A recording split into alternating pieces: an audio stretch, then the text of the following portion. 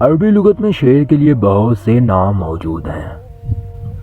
شیر جب اپنی کھجار میں اپنے پاؤں کو سمیٹ کے بیٹھا ہو تو اس کیفیت کو اسد کہتے ہیں،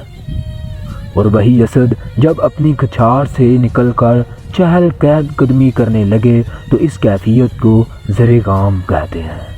اور وہی زر گام جب چہل قدمی کرتے کسی خاص سمت کی جانب دیکھنا شروع کرے تو اس کیفیت کو غضنفر کہتے ہیں، اور جب وہ غضنفر دھاڑتے ہوئے اپنی کھچار سے کسی مخصوص سمت میں چل پڑے تو اس کیفیت کو زیغم کہتے ہیں، اور جب وہی زیغم اپنے شکار پر حملہ آور ہو جائے تو اس کیفیت کو حمزہ کہتے ہیں،